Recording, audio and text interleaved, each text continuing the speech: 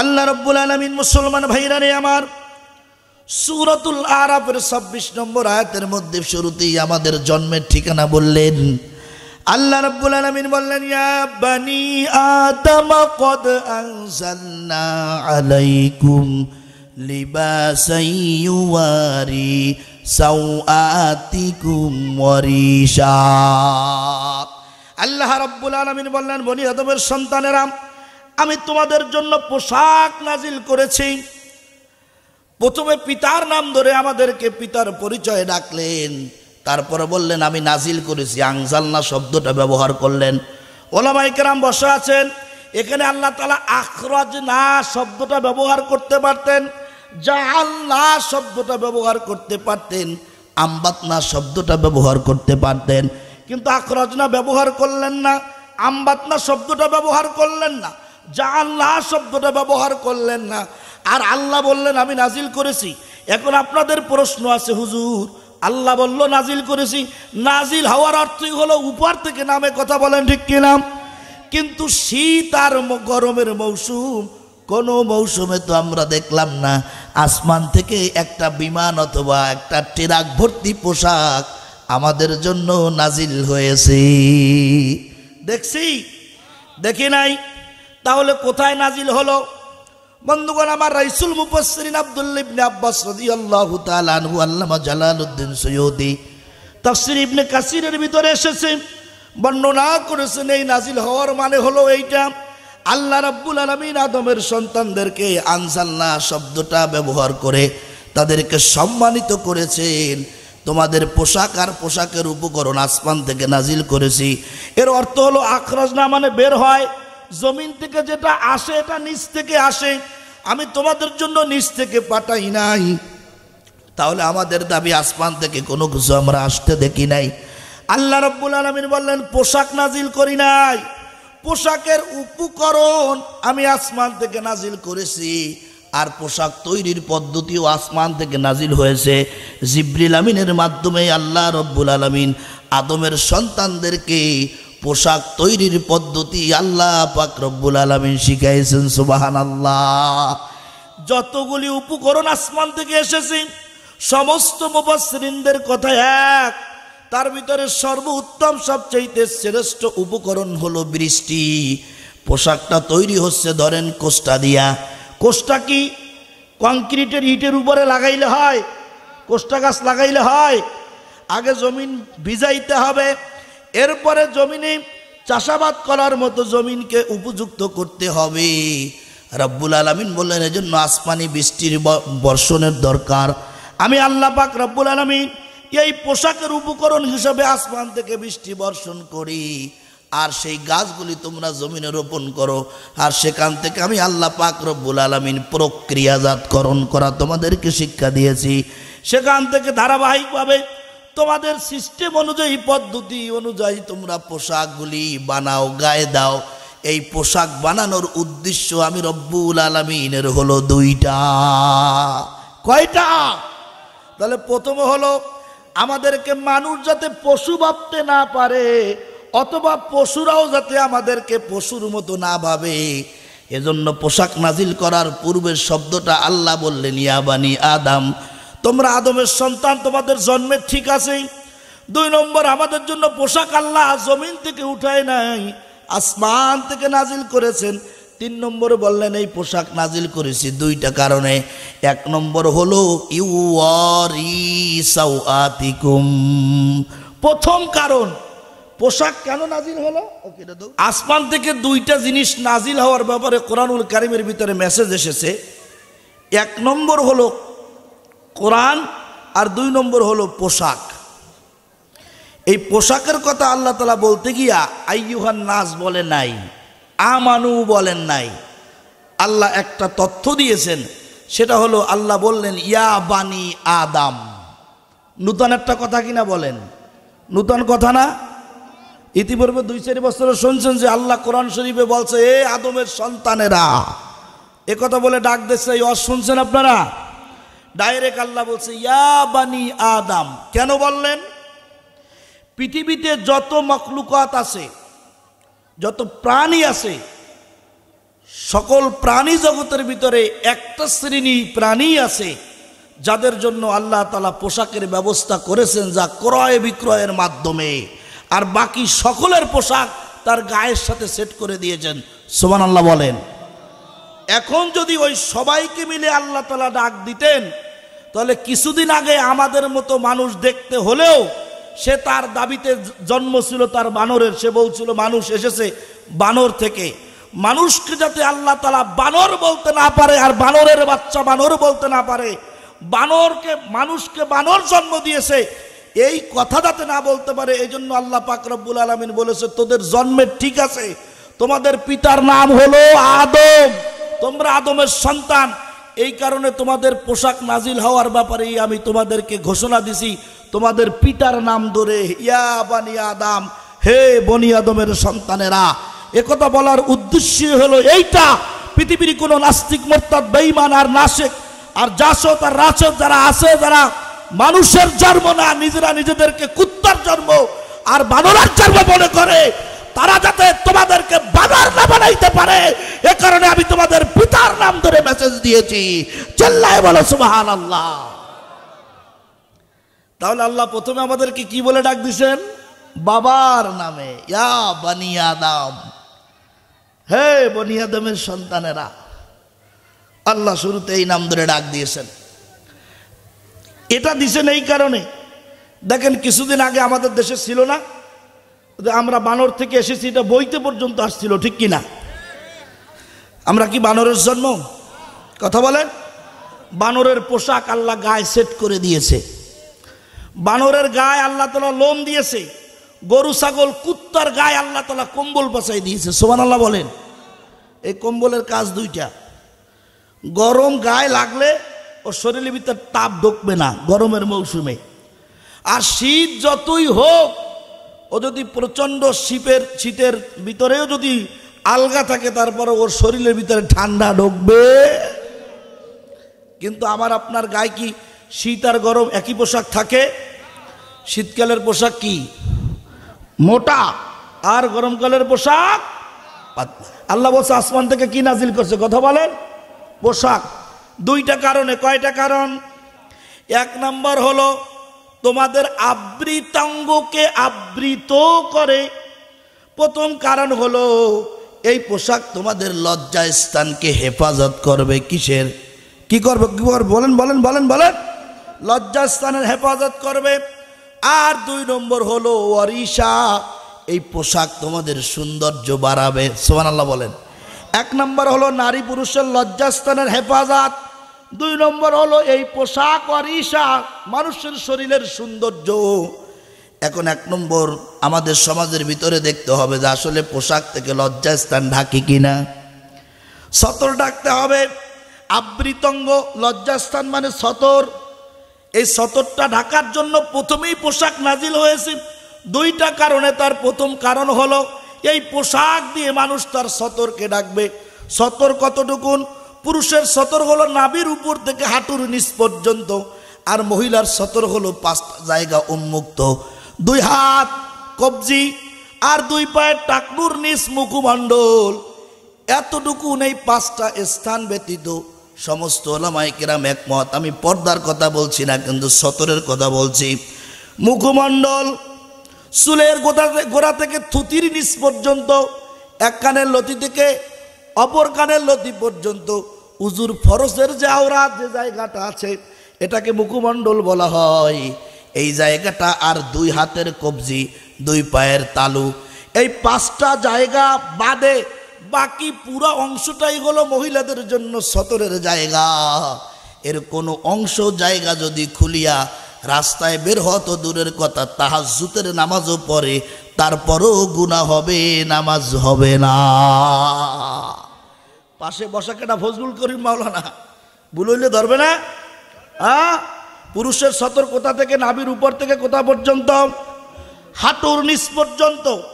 কোন পুরুষ যদি এই হাঁটুর নিচে বাদ দিয়ে হাঁটুর উপরে কোনো কাপড় পরিধান করে, সেটা যত বড়ই দামি পোশাক হোক না কেন, কুকুরের পোশাকের চাইতে ওটা বেদামি। কথা বলুন ঠিক কিনা? কোন মহিলা যদি এই 5টা স্থান ব্যতি রেখে আল্লাহ নবী বলেছেন, যদি 5টা স্থান খোলা রাখা বাদে অন্য কোনো জায়গা খোলা রাখে, এরপরে যে ইবাদত করবে কোনো ইবাদত আল্লাহর দরবারে কবুল হবে না। তাহলে খেয়াল করুন প্রিয় বন্ধুগণ আমার, পুরুষের সতরটা হলো নাভির উপর থেকে হাঁটুর নিচ পর্যন্ত। কোনো ব্যক্তি এশার নামাজের সময় হয়েছে, খেয়াল করেন, জোহরের নামাজের সময় আনুমানিক টাইম 12টায় ওয়াক্ত হলো, আর ওয়াক্ত শেষ ধরে নেন আনুমানিক 3টার সময়। 12টায় ওয়াক্ত হওয়ার পর থেকে এই লোকটা অপেক্ষা করতেছে, নামাজ পড়ে না। 12:30 বেজে গেল, 1টা বাজলো, 1:30 বেজেছে, 2টা বাজছে, নামাজ পড়ে না। ফেরেশতারা কোনো গুনাহ লিখতেছে না। টাইম বাড়তেছে, বাম পাশের ফেরেশতা বলে লেখি, আর ডান পাশের ফেরেশতা বলে না লেখিস না, এখনো সময় আছে। অপেক্ষা করতে করতে যখন সময় পার হয়ে যায়, জোহরের রক্ত শেষ হয়ে গেল, এরপরে বাম পাশের ফেরেশতা যখন লিখতে থাকে, ডান পাশের ফেরেশতা আবার উকি মারে তাকায়, দেখে 1 ওয়াক্ত নামাজ ছুটেছে, গুনাহ 2টা লেখে নাকি 2টা লেখা যাবে না। বলে 1 ওয়াক্ত নামাজ ছুটেছে, 1টা নাকি 1টা গুনাহ লিখে দাও। 1টা গুনাহ লেখে। আবার জোহর থেকে আসর, আসর থেকে মাগরিব, মাগরিব থেকে এশা, এশা থেকে ফজর, এশার রক্ত আসতেছে 7:30টায়। বান্দা 10টা বাজছে, তারপরেও পড়ে নাই, কোনো গুনাহ লেখা হয় নাই। 12টা বাজছে, পড়ে নাই, কোনো গুনাহ লেখা হলো না। রাত 3টা বেজে গেছে, এখনো নামাজ পড়ে নাই, গুনাহ লেখা হয় নাই, কারণ ফজরের রক্ত আসে নাই। ফজরের রক্ত আসা পর্যন্ত এশার টাইম, আনুমানিক টাইম ফজর 5টায় হয়ে যাচ্ছে। এখন 5টা বাজা পর্যন্ত এত ঘন্টা বান্দা অলসতা করলো, গুনাহ লেখার ফেরেশতা কোনোভাবেই গুনাহ লেখার দুঃসাহস করে না। 5টা বাজার পরই মাত্র 1টা গুনাহ লেখা হবে, শুধুমাত্র এশার নামাজ ছেড়ে দিয়েছে। এই ছেড়ে দেওয়ার জন্য 1 ওয়াক্ত নামাজ ছাড়ার গুনাহে কবিরা লিখে দিবে, এই পর্যন্ত শেষ।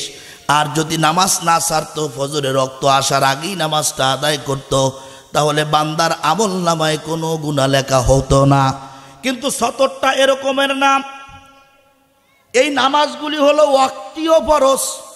ফজরের নামাজের সময় এশার নামাজ পড়া ফরজ না, জোহরের নামাজের সময় আসরের নামাজ পড়া ফরজ না। মুসলমান ভাইরা রে আমার, কথাগুলি খেয়াল করে বুঝতে হবে। সতর ঢাকা এটা হলো দাইমি ফরজ, এটা সবসময়ের জন্য কায়েম রাখতে হবে। বন্ধুগণ আমার, এটার ব্যাপারে এরকম বিধান নাই। এশার নামাজের টাইম 10 ঘন্টা থাকে, 9.5 ঘন্টা যদি গাফলাতি করে, শেষের আধা ঘন্টায় যদি পড়ে নাই, গুনাহ লেখা হবে না। সতরের ব্যাপারে এমন কোনো সার নাই যে কোনো পুরুষ যদি চিন্তা করে জোহরের ফজরের পর থেকে জোহর পর্যন্ত ল্যাংটা থাকবো, সতর আলগা করে রাখবো, জোহরের নামাজ যখন হবে তখন পাঞ্জাবি পরে নামাজ আদায় করতে থাকবো। আল্লাহ নবী বললেন, ফজর থেকে নিয়ে শুরু করে জোহর পর্যন্ত হাঁটুর উপরে কাপড় থাকায় অথবা নাভির নিচে প্যান্ট থাকায় যত সময় কেটেছে, 2 জন গজবের ফেরেশতা তার আমলনামায় গুনাহ লিখতেই ছিল। নাউজুবিল্লাহ বলেন। আহা, তাহলে খেয়াল করেন, আল্লাহ পোশাক নাজিল করছে কয়টা কারণে।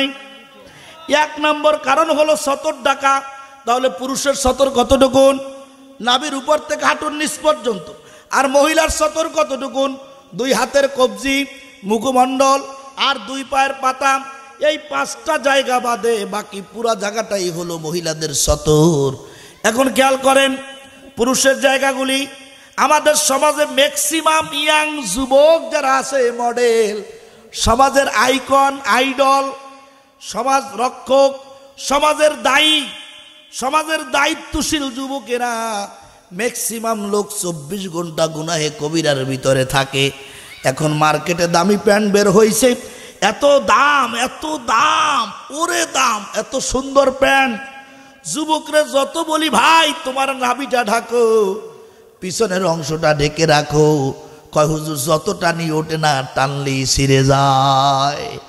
এমন প্যান্ট পরা দেশে সামনের কাতারে যদি ওই যুবক নামাজ পড়ে, জিন্সের প্যান্ট পরা যুবক, পিছনে যে থাকে ওর নামাজ এমনি ফৌত হয়ে যাবে, ঠিক কিনা? কারণ তো পুঙ্গা বের হয়ে যায়, কথা বলা ঠিক কিনা? আর প্যান্টগুলা ইহুদি খ্রিস্টানের বাচ্চারা এত চক্রান্ত করেছে মুসলমান যাতে করে এই সতর ঢেকে রাখতে না পারে, এই কারণে এত সুন্দর কাজ করছে। এই যে প্যান্ট বানাইছে এই দিকে শর্ট, যত টানবে নাভির উপরে উঠবে। 2 নম্বর হলো এই রান হলো সতরের আওতায়। কোথায় কোথায় রান, কোথায় রান, কোথায় বলেন বলেন? রান কি? সতরের আওতায়। এই রান যাতে ঢেকে রাখতে না পারে এজন্য হাঁটুর উপরে একটু সেরা, রানের মাঝখানে একটু সেরা, পুঙ্গার কাছে একটু সেরা। এই প্যান্ডার দাম, যে প্যান্ডা কোনো সেরা নাই, প্যান্ডার দাম যদি 1000 টাকা হয়, আর যে প্যান্ডার পুঙ্গার কাছে সেরা, সামনে সেরা, হাঁটুতে সেরা, এরপরে রানের মাঝখানে সেরা, এই প্যান্টটার দাম হলো মার্কেটে 6000 টাকা। কথা বলেন ঠিক কিনা? যুবকরা হুজুর জানেন এই প্যান্টটার দাম কত? আমি সেদিনও আমাদের মোড়ে একটা ছেলের প্যান্ট ধরে টান দিছি, চিড়ে গেছেন। কি পড়ছো কি? হুজুর আপনি এই প্যান্টটার দাম জানেন? আমি তোর বাপেরা জানা, ও আমি জানি কি করব? আমার বাপ আমার সুন্নতি লেবাস গায়ে দেওয়া শিখাইছে আল্লাহর মেহেরবানিতে, তোর মতো নমুয়া শিখায় নাই। কথা বলা ঠিক কিনা? এটা ইহুদি খ্রিস্টানদের কালচার, মুসলমানের বাচ্চারা যাতে ঈমান নিয়ে মরতে না পারে। এখন এই যে সেরা প্যান অবস্থা, অনেক যুবক আছে না নামাজি, নামাজ পড়ে আছে না, বাংলার জমিন না গোটা পৃথিবীতে যদি কোনো ইমাম সাহেব ফতুয়া দিতে পারে ওর নামাজ হচ্ছে তো আপনাদের সামনে 100 বার কান ধরে উঠবস করবো। ওর সতরই তো আলগা, ও এখানে প্যান্ট সেরা ওর পশম দেখা যায়, এখানে প্যান্ট সেরা ওর পশম দেখা যায়, পাশার কাছে সেরা ওর পশম দেখা যায়, সতর ঢাকা হইলেও এইদিকে পোঙ্গার দাদা ওঠে না, টানলে ছিঁড়ে যাবে, ওদিকে বালিশ ফাটবে, এদিকে নাবি আলগা ওদিকে ভাষা আলগা। পিছনে যদি কেউ নামাজে দাঁড়ায় ওর তো নামাজ আগেই যায়, অত বড় ভাষা দেখলে নামাজ খায়? কথা বলে না, হাসে, খালি হাসে। আমি কি আসার কথা বলছি? এগুলা কি, এগুলা কি, এগুলা এগুলো তো আমাদের সন্তান, এগুলোকে শোধরাবে কেনা? কথা বলেন। নাবিগুলা বাইর করিয়া মোটামুটি ভাবে সব নাবি বাইরে, প্যান্ট পরে, টানলে কোনোভাবে উঠবে না। টাকনুর নিচে কাপড় পরা হারাম, এত চিকুন করে কোনোভাবে টানলে ভাঁজ করতে গেলেও অনেক কষ্ট হয়। প্রত্যেকটা প্যান্ট টাকনুর নিচে, কথা বলেন ঠিক কিনা? আল্লাহ নবী বলেছেন টাকনুর নিচে যেই কাপড় পরিধান করে ওই জায়গা কশ্চিন কালো আল্লাহর জান্নাতে যাবে। বলা হয়েছে টাকনুর উপরে কাপড় পরিধান করো, কিন্তু একটা যুবকেরও প্যান্ট কোনোভাবে বাজার দা কেনা প্যান্ট টাকনুর উপরে পরার কোনো কায়দা নাই, হয় কাটতে হবে না হয় নিজের বানায় পড়তে হবে। কথা বলুন ঠিক কিনা? বানানো প্যান্ট তো এখন সমাজে চলেই না। মহিলাদের কথা বলা হয়েছে টাকনু ডেকে রাখতে হবে, যদি কারো টাকনু আলগা থাকে এই মহিলার পেটে নেককার সন্তান আসবে না, আবু বকরের মতো সন্তান হবে না, রাবেয়া বস্রির মতো সন্তান হবে না, আম্মাজান খাদিজার মতো যদি সন্তানের মা হতে হয় অবশ্যই তাকে টাকনু ঢাকা পাজামা পরতে হবে। কথা বলো ঠিক কিনা? মহিলাগুলার প্যান্ট এত খাটো হয়েছে, এই যে হাঁটু এবং টাকনু এর মাঝখান পর্যন্ত, এর নিচে আর নামে না। আর পুরুষের পোশাকটা পরার কথা ছিল টাকনুর নিচে, এত টানা টানে কোনোভাবে টাকনুর উপরে প্যান্ট ওঠে না, ঠিক কিনা? এটা গেল পুরুষ। এবার আসেন মহিলা। আল্লাহ পাক রব্বুল আলামিন বললেন তোমাদের লজ্জাস্থান ঢাকবা, এখান থেকে তোমাদের আবৃত অঙ্গকে তোমাদের ডেকে রাখতে হবে। এই কারণেই আমি শুরুতেই পোশাক নাজিল করেছি। প্রথম কারণ, আমাদের সমাজের ম্যাক্সিমাম মহিলারা যারা শাড়ি পরে এত সুন্দর করে পরে, হুজুর আর বিনা হুজুর নাই, সবার চোখের সামনে তাদের পেট, পিঠ আর ভুঁড়িটা টনটন করে দেখা যায়। কথা বলেন। শাড়ি পরে টাকনু ঢাকে না, পাজামা পরে টাকনু ঢাকে না, প্লাজু পরে এখন এরকম একটা মানুষের পা গিরে এত ঢুক আর এত বড় ফাঁকা, এরকম বাই, এরকম সাপের জিব্বা কুত্তা জিব্বার মতো এরকম বাই বাই না এত আনি কত নাকি একসারা আরাম হতো, কি হতো বলে একসারা আরাম প্লাজু এগুলো পরে, এগুলো পরে রাস্তায় বের হয়। বন্ধুগণ আমার, যে কথা বলতেছিলাম, আল্লাহ নবী বলেছেন মহিলা টাকনুর নিচে কাপড় পরিধান করতে হবে। মহিলার কোনো কাপড় টাকনু দেখা যাবে না। যদি কোনো কাপড় দেখা যায় এই পোশাক পরা হারাম, গুনাহে কবিরা। যতক্ষণ পড়বে ততক্ষণ পর্যন্ত গুনাহ লাগতেই থাকবে। 5 মিনিট পড়লো না, একটু রেস্ট নিল, রেস্ট নেওয়ার কোনো সুযোগ নাই, চলবে, রাতেও পড়তে হবে, দিনেও পড়তে হবে, কোনো সার নাই। টাকনু ঢাকা থাকে এমন পোশাক পরতে হবে, পেট পিঠ ঢাকা থাকে এমন পোশাক পরতে হবে। কোনো আলেম বলছে নাকি যে একটা পুরুষ একটা পুরুষের সামনে ল্যাংটা হয়ে থাকতে পারবে আধা ঘন্টা, এরকম বলছে নাকি? কথা বলে। একটা মহিলার সামনে ল্যাংটা হতে পারবে? সতর আলগা করতে পারবে? সন্তানের সামনে মা পারবে? মায়ের সামনে সন্তান পারবে? এই কুত্তাগুলা, তাহলে তোমার নারীগুলা রাস্তায় এরকমের উলঙ্গ কুত্তার মতো চলে কেন? প্রশ্ন তোমার বিবেকের কাছে। তুমি কি মানুষ আছো না কুত্তার চাইতেও খারাপ হয়ে গেছো? কথা বলা ঠিক কিনা? টুপি একদম শুক্রবার কান কোন ঢাইকে যায় এরকম টুপি মাথায় দেয়, কিন্তু বউটা একদম সারা গরুর মতো রাস্তায় ছেড়ে দেয়। কথা বলা, সারা গরুর মতো মনে হয় যেন ছেড়ে দিয়েছে একটা সার রাস্তায় চলতেছে। আহা, লজ্জাও নাই শরমও নাই। আমি একটু ব্যস্ত ছিলাম, দিনের বেলা ঘুমাইছি, আপনার ভাবির দ্বারা দিছি 50,000 টাকা একটু মার্কেট করতে। সে সুন্দর করে শাড়িটা কিনছে, আমার জন্য লুঙ্গি পাঞ্জাবি কিনে নিয়ে এসেছে। ওরে কপাল পোড়া, ও কি পোশাক কিনছে তোর জন্য? জাহান্নামের টিকিট কিনে নিয়ে এসেছে। কথা বলেন ঠিক কিনা? এটা হারাম, বিলকুল হারাম। মোহতারাম হাজরিন, একটু খেয়াল করুন, রাস্তায় যে সমস্ত মেয়েরা 3 পিস পরে, এত বিশ্রী 3 পিস, শোনেন, যত স্বাদের পোশাক আছে, আল্লাহ শব্দটা ব্যবহার করছে ওয়ারিশা, সৌন্দর্যের যত পোশাক আছে সব পোশাক পরা জায়েজ, কিন্তু তার একটা এরিয়া আছে। কথা বলুন ঠিক কিনা? সুন্দর পোশাক নারীরা ঘরের ভিতরে পরবে, রাস্তায় কেন? এমন 3 পিস পরে, প্যান্ট এরকম চিকুন, পাজামা এরকমের চিকুন, তাও টাকনুগিরার অনেক উপরে, 3 পিসগুলো পাতলা, পিছনের এই যে পিঠের ভিতরে পশম আছে, এই পশমগুলো 3 পিসের উপর দিয়ে দেখা যায়। কথা বলেন ঠিক কিনা? মাথায় ওড়না নাই, বুকে এরকম, মনে হয় বাইতুল মেরাজের ইমাম সাহেব, উনি গলায় এরকম রুমাল দিয়ে চলে, ঠিক কিনা? মাথায় কোনো কাপড় আছে? মাথায় কোনো কাপড় নাই। আর বোরকা যেগুলো পরে, ম্যাক্সিমাম বোরকার গলা হইতে পাও পর্যন্ত পুঁতির অভাব নাই, 2-3 কেজি পুঁতি একটা বোরকার ভিতরে। বোরকা যদি পর্দার উদ্দেশ্যে পরা হয়, সেই বোরকার ভিতরে পুঁতি কেন? কথা বলেন, এটা আর একটা শয়তানি। কথা বলো ঠিক কিনা? আল্লাহর কোরআনকে অবমাননা করার আর একটা চক্রান্ত। কাজেই কোনো মুসলমানের বাচ্চা পুঁতিওয়ালা ড্রেস এই বোরকাকে সাজেস্ট করতে পারে না। কথা বলো ঠিক কিনা? মুসলমান ভাইরা রে আমার, বিশ্বনবী সাল্লাল্লাহু আলাইহি সাল্লাম বলছেন যে একটা নারী, পর্দা তো দূরের কথা, সতর পর্যন্ত আসেন, আমাদের নারীরা তো সতরই ডাকে না। হর হামেশা যে নারীর পেট পিঠ দেখা যায়, এই নারীর 24 ঘন্টা তার নামে গুনাহের ফেরেস্তা, গুনাহ লেখার ফেরেস্তা 24 ঘন্টা গুনাহে কবিরা লিখতে থাকে। এই মহিলার হাতের রান্না খাইয়ে নামাজ পড়লে নামাজ কবুল হবে? কথা বলেন। এই মহিলার পেট দিয়ে যেগুলো আসবে ওগুলো তাবু বকর হবে নাকি? কি হবে? ওই যে এখন আছে না, কি খান জানি, সাকিব খান, এবার আরো কত খান কোন আছে না, এবার খান, এবার খয়াকার ন, এবার কয়রশি, এই সব জন্মাবে। কতক্ষণ ঠিক কিনা? আল্লাহ হেফাজত করেন বলি আমিন। কারণ যেই সমস্ত মহিলারা অশালীন, তাদের পেট থেকে পুত পবিত্র সন্তান আবু বকরের মতো, ওমর, ওসমান, তলহা, জুবায়ের, খাব্বাব, খুবাইব, বেলাল, আনাতের মতো সন্তান আসতে পারে। এখন আসেন, আপনারা বলতে পারেন, হুজুর আমাদের বউ, আমাদের কন্যা, আমাদের বোন রাস্তায় উলঙ্গ হয়ে হাঁটুক, পেট পিট বার করে হাঁটুক, আর না কাপড় চুপড় খুলে হাঁটুক, আপনার সমস্যা কি? আপনার পরে কা? ওরে ভাই, আমার পরে এই কারণে, আমার এই ওয়াজ শুনে অনেক যুবকেরা এই রমজানে রোজা রাখবে কিনা? কথা বলেন। সেহরি টেরি খাইয়া ফজরের নামাজ জামাতে পড়ে টরে একটা ঘুম দেবে, 9টা-10টা বাজবে, এরপর চোখ দইলা উঠবে, মসজিদে যাবে, একটু কোরআন শরীফ টিপ পড়বে, কবে একটু রূপসা যাই ঘুরে আসি। ঘুরতে যাই যখন তোমার ওই উলঙ্গ মাল দেখবে, তখন তো আমার যুবকের কাম সারা। কতক্ষণ ঠিক কিনা? তোমার ওই একটা নারী উলঙ্গ থাকাতে আমার হাজারো যুবকের ডায়াবেটিস হয়ে যাচ্ছে, ক্যান্সার হয়ে যাচ্ছে। কথা বলা ঠিক কিনা? আমার এই হাজারো যুবককে ঈমান বাঁচানোর জন্য, হাজারো যুবককে জাহান্নাম থেকে বাঁচানোর জন্য তোমার ওই একটা উলঙ্গ কুত্তাকে ঢেকে রাখতে হবে।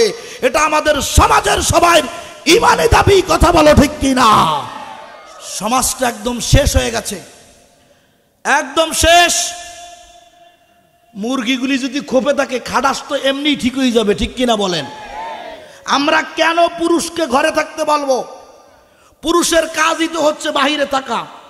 আল্লাহ পুরুষ থেকে নারী জাতিকে সৃষ্টি করেছেন, কথা বলুন ঠিক কি না?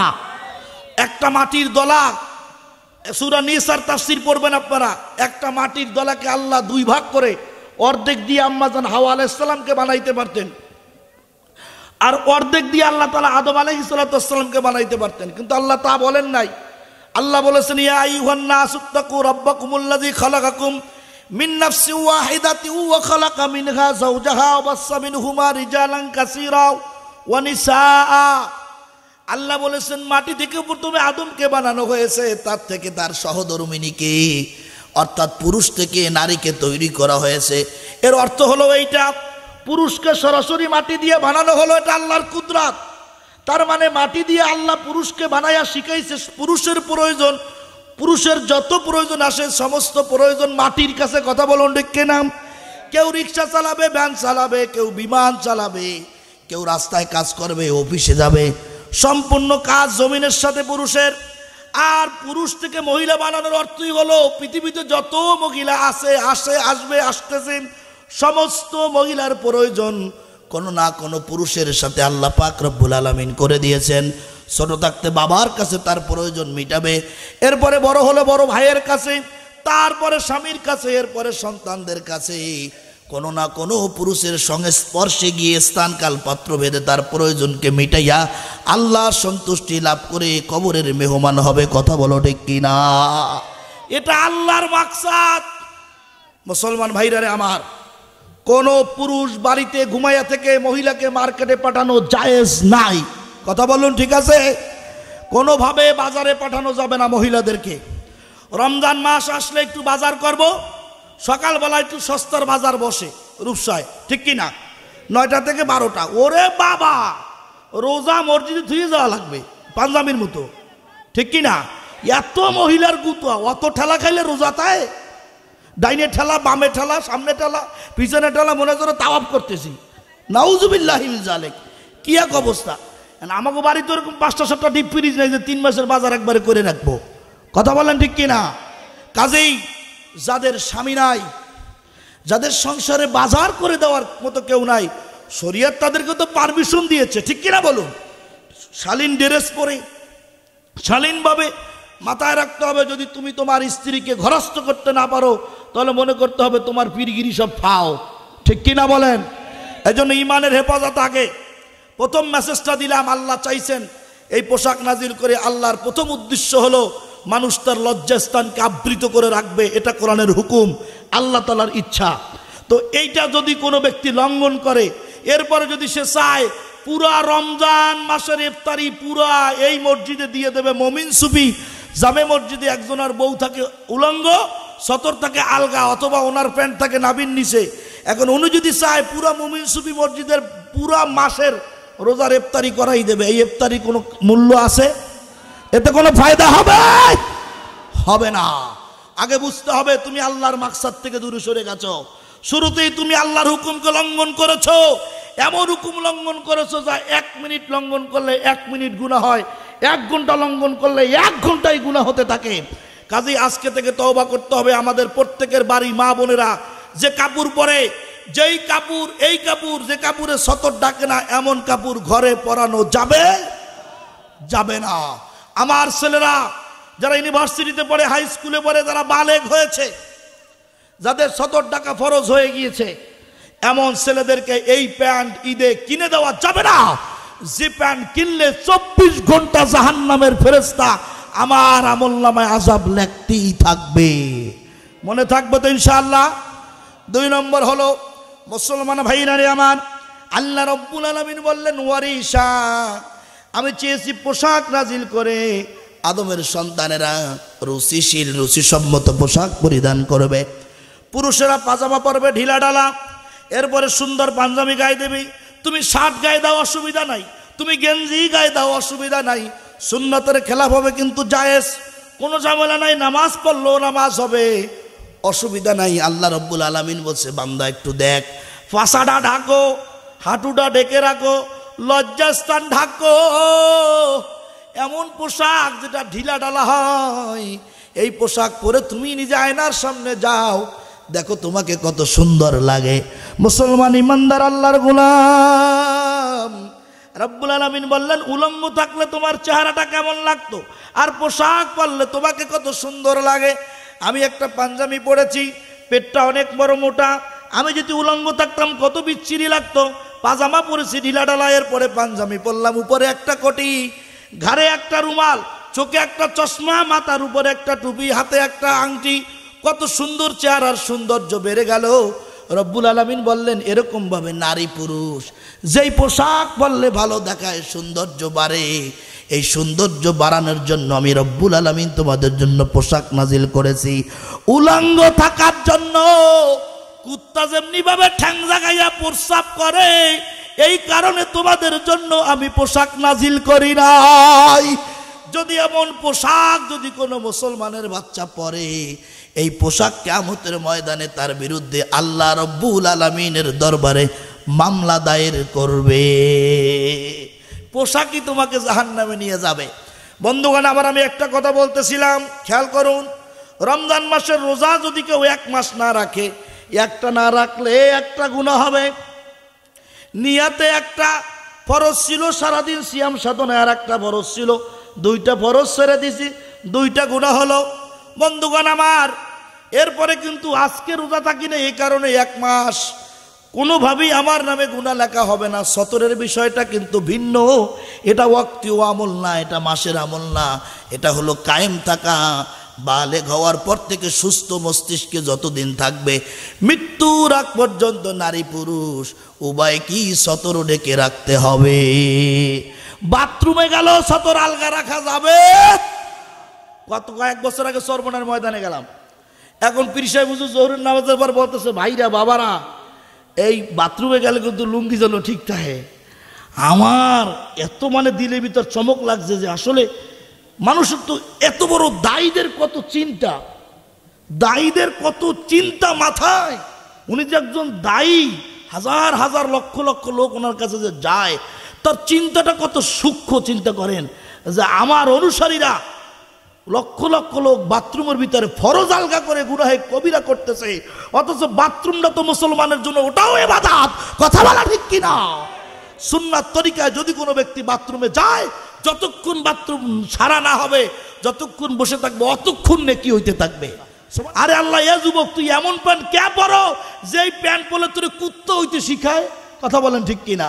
কুকুরে দাঁড়াইয়ে প্রস্রাব করে, এমন প্যান্ট পরছে দাঁড়াইয়ে মরতেছে। ও ভাই, এ করো কি? হুজুর, এ যে প্যান্ট, এতে দাঁড়াইয়া মোতা সারা, বসে মতার কোনো লাইন নেই।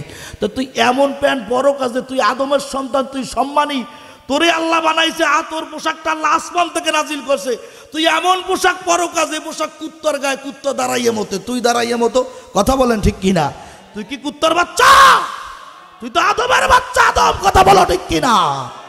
দাঁড়াইয়া প্রস্রাব করা লাগে এমন প্যান্ট তুই কেন পরিস? এমন প্যান্ট তুই কেন পরিস? তুই আবার মুসলমান দাবি করিস, দাঁড়াইয়া প্রস্রাব করা লাগে এমন প্যান্ট পরা জায়েজ? মাথায় রাখতে হবে। এবার খেয়াল করুন, আল্লাহ পোশাক দিয়ে সৌন্দর্য বাড়াইছে, লজ্জাস্থান হেফাজত করতে বলছে। 99% ঘরে এখন এই পোশাকের আমলটা নাই, ঠিক কিনা?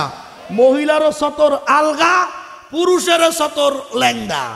তাহলে দোয়া কবুল হবে খালি জায়গায়? জাগো আমল নামায় 24 ঘন্টা গুনায় কবিরা লেখে, ফেরেশতার মোড়ে কলম জিরায় না, তাদের দোয়া খালি খালি কবুল হবে? হ্যাঁ, দোয়া কবুল হওয়ার তো শর্ত আছে, কবিরা গুনাহের থেকে বিরত থাকতে হবে। এবার শোনো যুবক ভাই, তুমি যে বলো তোমার দোয়া কবুল হয় না, দোয়া কবুল হওয়ার প্রথম শর্তই হলো গুনাহে কবিরার থেকে বিরত থাকা। তোমার তো 24 ঘন্টা গুনাহে কবিরা হয়, তাহলে তোমার দোয়া কবুল হবে? নামাজ কবুল হবে? রোজা কবুল হবে? হবে না। এজন্য ঘরের ভিতরে আমল শিখাইতে হবে। অনেক মা বোনেরা এসেছে, আমি শুনেছি, উপসে পড়া ভিড়। সূরা ইউসুফের তাফসীর ছিল, সেটা ধরি নাই, কারণ সামনে একদম রমজান কাছে, একদম রমজান কাছে। মা বোনেরা, সতর আলগা করা পোশাক পরে নামাজ পড়লে নামাজ হবে না, রোজা রাখলেও রোজার কোনো ফায়দা পাওয়া যাবে না। খুব সাবধান। যেই পোশাকে সতর ঢাকা থাকে, এই পোশাক পরে যদি ইফতারি বানানো হয়, খাবার রান্না করা হয়, যদি স্বামীর খেদমতের জন্য হয়, প্রত্যেক কাজের বিনিময়ে আল্লাহ রব্বুল আলামিন তার রাস্তায় 10 ভরি স্বর্ণ দান করলে যেই সওয়াব হইতো এই পরিমাণ সওয়াব আল্লাহ দিয়ে দিবেন সুবহানাল্লাহ। আর যদি অন্য মানুষকে খাওয়ানোর উদ্দেশ্য হয় তাহলে কি হবে? এমনিতেই 10 গুণ, রমজানের বরকতে আরো 70 গুণ আল্লাহ বাড়ায়া দিবেন। আর যদি পোশাকে যদি ভেজাল থাকে, তরিকা যদি ঠিক না থাকে, সওয়াবের পরিবর্তে আমলনামার মধ্যে গুনাহে কবিরা লেখতেই থাকবে। তোমার বাড়ির সতর আলগা মহিলার ইফতারি বানানো খাইয়া, তোমার বাড়ির রান্না সতর আলগা মহিলার হাতে রান্না ইমাম সাহেব খাইয়া তার নামাজের কাছে বন্ধ হইয়া, এখন ইমাম কানলেও আমাকে দোয়া কবুল হয় না। কথা কও ঠিক কিনা? ও দোস্ত, দায়ুস মহিলা, ঢিলা কুলুপ নাই, পর্দা বসিদা নাই, এই মহিলার হাতে রান্না খাইতে খাইতে এখন আমাদের কলব পুষ্ট হয়ে গেছে, এখন আর দোয়া কবুল হয় না। কবুল হয়? ইমাম যত কান্দে গেলাসে ফুদলে এখন আর ফাটে না। সরমনার এশাক সাহেব নাই, সরসিরা নেসারউদ্দিন নাই, এখন আর গ্লাস ফাটে না, কারণ তারা এরকম মহিলাদের হাতে রান্না খায় নাই, আর তাদের ভক্তরাও তাদেরকে খাওয়ায় নাই। কথা বলুন ঠিক কিনা? একটা বেনামাজি লোক যদি তাদেরকে টাকা পয়সা দান করতে হাতিয়ে দিতে চাইতো, অন্য লোক ধরাই দিত, হুজুর এটা বেনামাজি। আর আমরা যদি এখন বেনামাজির বাড়ি আমরা কই যে আমরা খাবো না, ওকে ইমামের চাকরি থাকবে না। আর যতগুলো আছে ওমরা সোমরা, ওগুলো হা ইমাম বেয়াদবি করলো, আমাদের নেতা, আমাদের ল্যাংডা নেতা তার লাগে বেয়াদবি করলো, ও কত বড় সাহস, ও কি আলেম হয়ে গেছে, ও একাই থাকতে পারবে না। কথা বলেন ঠিক কিনা? কি অবস্থা, কি অবস্থা, কি কি চলতেছে সমাজের ভিতরে? আল্লাহ আমাদেরকে বোঝার তৌফিক দান করুন বলি আমি। মোহতারাম হাজরিন, আমার মা বোনেরা খুব সাবধান, সতর আলগা করা যাবে। আচ্ছা, 2 নম্বর হলো এমন পোশাক, আল্লাহ বলছেন ওয়ারিসা, পোশাক থেকে সৌন্দর্য হবে এমন পোশাক, পুরুষের সৌন্দর্য পুরুষের কাছে, পুরুষ এমন পোশাক পরিধান করবে দেখলেই মনে হবে লোকটা একটা ভদ্রলোক। লোকটা কি লোক? ভদ্রলোক। মহিলা এমন পোশাক পরিধান করবে যেই মহিলাকে মহিলা দেখবে, অথবা যার মাহারাম পুরুষ আছে তারা তাকে দেখলেই মনে হবে মহিলার ভিতরে শালীনতা আছে, ভদ্রতা আছে। ঠিক কি না? আচ্ছা বলেন, আমার হাঁটু আর একজন দেখবে, খেয়াল করেন, আপনাদেরও রুচি আমাদেরও রুচি, মাইন্ড করবেন না। স্যান্ডেল গেঞ্জি গায়ে দিয়ে অনেকে রাস্তায় বের হয়, আমার যে এত খারাপ লাগে, জামার তলে গায়ে দুক সেটা বিষয় না, শার্টের তলে গায়ে দুক গায়ে দিতেই পারে, কিন্তু খালি স্যান্ডেল গেঞ্জি গায়ে দিয়ে বাইরে বের হয়। গেঞ্জি গায়ে দেওয়ার মানে যে কয়টা কারণে আমরা গেঞ্জি গায়ে দিই, তার ভিতর প্রধানত 2টা কারণ হলো সিনাটাকে ঢেকে রাখা, আর 2 নম্বর বগলটারে হেফাজত করা। ঠিক কিনা? এই যে 2 পাশে 2 তিব্বত আতরের বোতল আছে, কি এই পর্যন্ত এই সব বাইরেই যায়, নাম তো নিতে পারবো না কারণ মহিলারা রয়েছে প্যান্ডেলে, এই পর্যন্ত বাইরেই যায় স্যান্ডেল গেঞ্জি গায়ে দেয়। খরেকটি তার রাস্তাটা 20 টাকা কিনে আছে, আমার একটা সাদাও দিই, মানে এবার এই আর জাগাইছে উনি। এবার তোমরা যারা আসো তারা তো এই ঘেরান সহ মানে উজু সব মাকরু। কি এক অবস্থা! লজ্জাশীল পুরুষ এই ড্রেস পরে রাস্তায় বেরোইতে পারে? কথা বলার। তুই স্যান্ডেল গেঞ্জি গায়ে দিলি কোন কারণে? আমি ধরলাম তোর ওই সিনাও ডাকতে মনে চায় না, বগলও ডাকতে মনে চায় না, তা জামাটা তো হেফাজত করা উচিত। ঠিক কিনা? এই বগলের যে ঘাম, এটা যেই পোশাকে লাগে পোশাকটাও তো নষ্ট হয়ে যায়, যায় না? তো তোর পোশাকটাও তো ডাকতে একটা হাফাতা গেঞ্জি লাগে, লাগে কিনা বলেন? যাক ভাইরা, তোমরা শার্টের তলে গায়ে দাও, যে জায়গা দাও দাও, আমার কোনো আপত্তি নাই, কিন্তু এই যে খালি যে স্যান্ডেল গেঞ্জি আছে এগুলা গায়ে দিয়ে রাস্তায় কোনো রোজাদারের সামনে কিন্তু যাওয়া যাবে না। 3 নম্বর হলো আল্লাহ রাব্বুল আলামিন বললেন, শোনো, পোশাক নাজিল করেছি প্রথমত 2টা কারণে। একটা হলো ওয়ারিসা, ইউয়ারিসাউ আতিকুম, প্রথম হলো তোমার লজ্জাস্থান ঢাকতে হবে। যে পোশাক লজ্জাস্থান বের হয়ে যায় ওটা মানুষের পোশাক না, লজ্জাস্থান বাইর করে কুকুরে, লজ্জাস্থান বাইর করে শুয়ারে, লজ্জাস্থান বাইর করে কুত্তায়, লজ্জাস্থান বাইর করে গরু ছাগলে। কোনো মুসলমান পুরুষ হোক নারী হোক, যদি তার লজ্জাস্থান দেখা যায় মনে করতে হবে ওটা কুকুর শুয়ার। আল্লাহ বলছে বালহুম আদাল্লু উলাইকা হুমুল গাফিলুন। রাব্বুল আলামিন বলেছেন ওটা শুধু কুত্তা না, ওটা শুধু শুয়ার না, ও কুকুর শিয়ালের চাইতো শুয়ারের চাইতো নিকৃষ্ট। আল্লাহ রাব্বুল আলামিন বলেছে ওকে তোমরা মানুষ বলিও না। তাহলে কি বোঝা গেল? যেই পোশাকে সতর আলগা হয় এই পোশাক কোনোদিন মানুষ পরতে পারে না, মুসলমান না, ইহুদি খ্রিস্টান হিন্দু বৌদ্ধ মানুষ যেটা মুসলমান হওয়ার দরকার নাই, যেই পোশাক লজ্জাস্থান ঢাকে না, যেই পোশাক শরীরের সৌন্দর্য বাড়ে না, এই পোশাক কুত্তার পোশাক, এই পোশাক শূকরের পোশাক, এই পোশাক কোনো মানুষ পরিধান করতে পারে না। কথা বলেন ঠিক কিনা? এটা হলো কোরআনের হাকিকি কথা। আমি বলে দিলাম, মানলে আবু বকর, না মানলে আবু জাহেল। আল্লাহ বললেন আমি পোশাক নাজিল করেছি দুইটা কারণে। কয়টা কারণ? 1 নম্বর লজ্জাস্থান ঢাকতে হবে, 2 নম্বর পোশাক মানুষের সৌন্দর্য হবে। আল্লাহ বলেন এই দুইটার মাঝখানে আর একটা জিনিস আছে, সেটা হলো ওয়ালিবাসুত তাকওয়া যালিকা খায়র।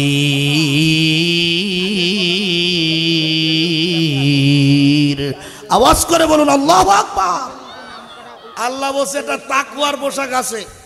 পোশাক সুন্দর হইলে হবে না, পোশাকে সতর ডাকলেই হবে না, এই পোশাকটা এমন হতে হবে যে এই পোশাকটা পবিত্র, অর্থাৎ পোশাকের ভিতরে যে থাকবে তাকে পবিত্রতা অর্জন করতে হবে। পাঞ্জাবি গায়ে আছে, মাথায় টুপি আছে, চোখে চশমা আছে, হাতে আংটি ঘড়ি অভাব নাই, তসবিহাতে মাথায় পাগড়ি আছে, তাকওয়ার পূর্ণতা মানুষ দেখে ভরপুর, কিন্তু মোবাইলে আর একজনের বউর নাম্বার, এদিকে পরকিয়া চলে, এমন পোশাকের কোনো মূল্য আল্লাহর দরবারে নাই। 3 নম্বর শর্ত হলো যেই পোশাক আপনার সৌন্দর্য হয়েছে, যেই পোশাকে আপনার সতর ঢাকছে, এই পোশাক তাকওয়ার পোশাক হইতে হবে। একবার প্যান্ট টাকনোর উপরে ওঠে না, এই ভাই খারাপ। আর একবার জামা গায়ে দিলে পিছন দিয়ে পাশা বের হয়ে যায়, এই ভাই খারাপ। কিন্তু আর এক ভাই পাঞ্জাবি টুপি সব ঠিক আছে, জম্মের মতো আলখাল্লা পড়ছে, কিন্তু আর একজনের বউর পিটিস পিটিস করে মোবাইলে, এ ভাইয়ের অবস্থা কি হবে? এই জন্য আল্লাহ বলছে খালি পাঞ্জাবি গায়ে দিলে হবে না, খালি টুপি মাথায় দিলেই হবে না, অন্তরটা পোশাক পবিত্র রাখতে হবে। অর্থাৎ এই সৌন্দর্যের পোশাক, সতর ঢাকা পোশাক যার সিনার ভিতরে পেঁচানো হবে, ওই সিনাটাও পবিত্র হতে হবে। যদি ওই সিনা পবিত্র না হয়, এই পোশাক আল্লাহর দরবার থেকে কোনো ফায়দা দিতে পারবে না। আমি কি বুঝাইতে পারলাম? তাহলে কি বললাম? 1 নম্বর পোশাক আল্লাহ পাঠাইছে আসমান থেকে আমাদের জন্য, উদ্দেশ্য হলো সতর ঢাকা। যে পোশাকে সতর আলগা হয়, এই পোশাক কোনো মুসলমান পরিধান করতে পারে না। 2 নম্বর হলো পোশাক আল্লাহ আসমান থেকে নাজিল করেছেন মানুষের সৌন্দর্যের জন্য। মানুষের সৌন্দর্য বাড়াইতে বাড়াইতে যদি এমন হয় সেটা পশুর সৌন্দর্যে পরিণত হয়, এই পোশাক আল্লাহ মানুষের জন্য পাঠায় না, এটা আদমের সন্তানের পোশাক হইতে পারে না। 2 নম্বর হলো সতর ঢাকছে পূর্ণতার সাথে, সৌন্দর্য আছে তাকওয়ার সাথে। দিলটা যদি পবিত্র না হয়, এই সৌন্দর্য সতর আর চেহারার সৌন্দর্য, পোশাকের সৌন্দর্য যদি তাকওয়ায় পরিণত না হয়, ভিতরে যে আছে এই পোশাকের ভিতরে, তার ভিতরে যদি আল্লাহর ভয় না থাকে, এই সতর ঢাকা পোশাক দিয়েও কোনো ফায়দা হবে। আল্লাহ আমাদেরকে বোঝার তৌফিক দান করেন, আমিন। ওয়া আখিরু দাওয়ানা আনিল হামদুলিল্লাহি রাব্বিল আলামিন।